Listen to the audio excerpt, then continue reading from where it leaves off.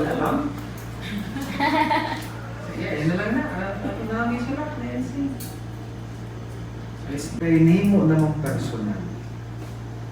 So, auditor, auditing lang. Kasi yung process number, kasi yung target number, kasi yung mga record ni number, kasi evidence ni money, and so on. So, pag mahumang na namin mo tanan, okay na.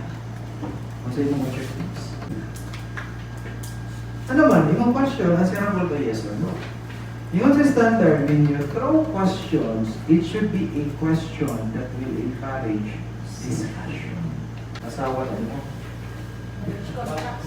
Oo, di ba? Oo, di ba? Oo, kana. Kasi yung problema, pwede na rin mo. Wala yung mayo.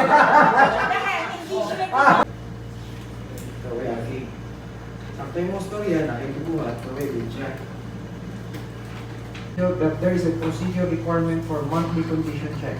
Kamo auditor, ako yung i-audit. Hindi mo kong ipangutana, taga-maintenance ko, ingon ko sa inyo ha, na ako yung monthly condition check. Kasi ito kayo rin sa ako. Ha? Checklist, at sa pa? Maintenance report. Oh, di ba? Oh, you should. Wala. Diba? Sir Dante na yung bahala.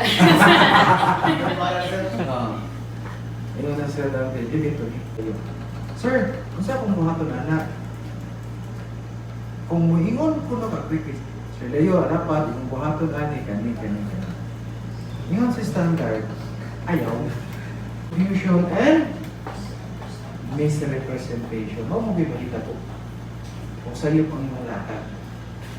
So, dapat karo sa ako in the first place o secretary na sa diba? Now, yung nagkari, conformance is fulfillment of the requirement. So, when we say conformity, you fulfill the requirement. So, to its negative, when you say non-conformance, okay, wala ka ni fulfill sa requirement. Okay? Ang word is, nganingan siya, compliance is a term irrevocably, non-revocable, irrevocably